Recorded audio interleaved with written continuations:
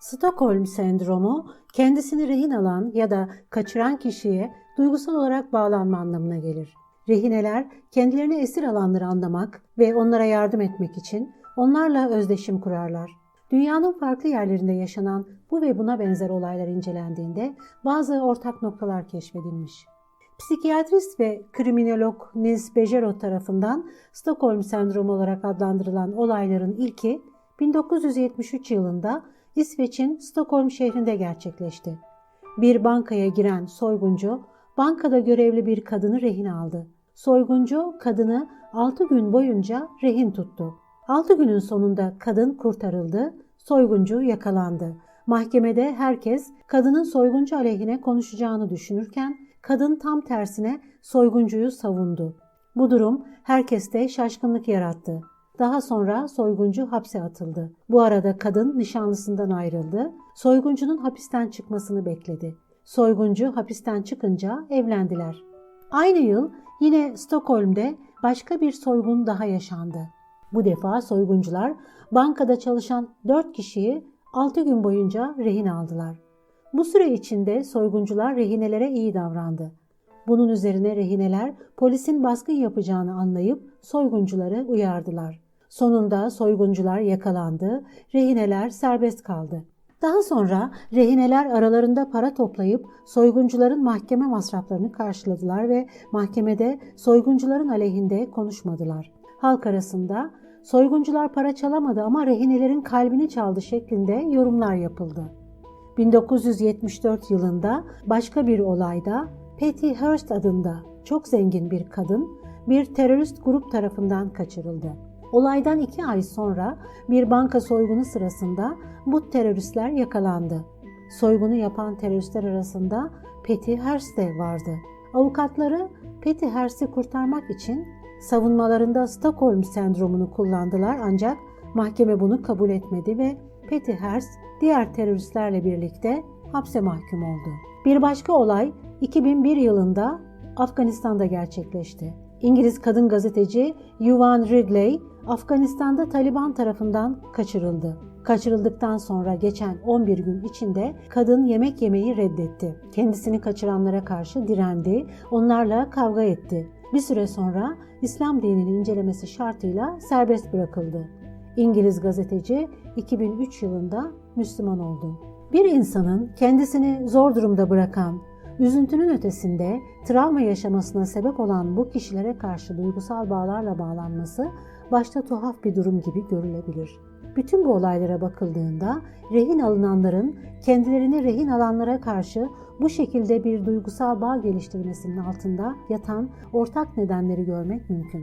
Stockholm sendromu, rehin alınma ve kaçırılma durumlarının dışında baskı yaratan başka birçok durumda da ortaya çıkmaktadır. Savaş ortamında, savaşta esir alınma olarak, toplama kamplarında, beyin yıkamanın yoğun olduğu dini tarikat benzeri ve siyasi baskı yapılan ortamlarda takipçi, lider olarak tacize, tecavüze uğrama, enseste maruz bırakılan çocukların durumlarında istismara uğrayan çocuk ve istismar eden ebeveyn olarak, aile içi şiddette dövülen eş ve döven eş olarak, hayat kadınlarında pazarlanan ve pazarlayan olarak, uzun süren hapishane ortamında ve ev hapsinde tutuklu, gardiyan olarak ortaya çıkar. Araştırmalara göre Stockholm sendromunun ortaya çıkış sebepleri 4 grupta toplanmış. Hayati tehlikenin olması, dış dünyadan soyutlanma, bulunduğu ortamdan kaçamamak, saldırganın ara sıra arkadaşça davranması. İnsan davranışının temelinde hayatta kalma güdüsü vardır. Bu sendromun en önemli çıkış noktası budur. Şiddetin yarattığı travmatik duruma uzun süre dayanmak zordur. Bu nedenle kurban bu durumdan kurtulmak için saldırganla özdeşim kurup onu anlamaya çalışır. Kendi iradesini bir yana bırakır, saldırganın iradesine göre hareket eder. Bu durum gönüllü değildir. Yaşadığı şiddetin bir sonucudur. Kurban saldırgana travmatik bir şekilde bağlanır. Saldırganın amacı kurbanı köleleştirmektir. Kurbanın üstünde despotça bir baskı uygulayarak onun boyun eğmesini sağlar. Böylece onu kontrol eder. Ancak bu durum saldırgana yetmez. Psikolojik olarak onaylanma ihtiyacı içindedir. Kurbanın kendisine saygı duymasını, minnet etmesini ister. Dış dünyadan soyutlanan kurbanın ihtiyaçlarının karşılanması için saldırgana ihtiyacı vardır. Kurban bulunduğu ortamdan kaçamayacağına kanaat getirir. Saldırganın yaptığı çok küçük iyilikler kurbanın gözünde büyür. Yavaş yavaş kendisini saldırganın yerine koymaya ve onu haklı bulmaya başlar. Kurban kendisini rehin alan kişinin şiddet eğilimini göz ardı etmesiyle şiddeti de reddetmiş olur. Kurban tek olumlu ilişkiyi saldırganla kurduğunu düşünür ve ondan ayrılması gittikçe zorlaşır. Travmatik bağlanmanın bazı belirtileri vardır. Aile içi şiddet olaylarında da saldırgan zaman zaman iyi davranır. Şiddete uğrayan kadınlar çoğunlukla saldırganı sinirlendirecek herhangi bir şey yapmaktan korkarlar. Onun takdirini kazanmak için onun tarafındaymış gibi hareket ederler. Tutarsız davranışlar bağlanmayı arttırır. Bir istismar durumunda utanma ve korkma gibi durumlarda istismar edenin öç alacağı korkusuyla istismar edene zoraki bağlanma gerçekleşir.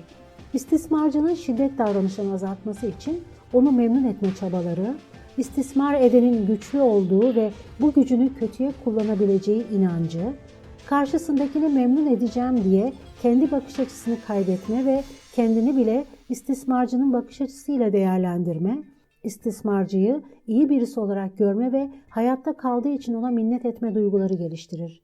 Stockholm sendromu birçok filme, romanlara konu olmuştur. Türkçe'ye arabulucu olarak çevrilmiş Negotiator filmi buna güzel bir örnektir. Stockholm sendromunun tam tersi bir sendrom daha vardır. Lima sendromu denilen bu sendromda yine rehin alma ve kaçırılma gibi durumlarda bu defa rehin alan kişi kurbanlarına karşı duygusal bir bağ geliştirir. Lima sendromu 1996 yılında Peru'nun Lima kentindeki Japon Büyükelçiliğinde gerçekleşen bir rehin alma olayında ortaya çıkmıştır. 14 gerilla çeşitli ülkelerden diplomat, asker ve iş adamlarının bulunduğu partiyi basmış, yüzlerce kişiyi rehin almıştır.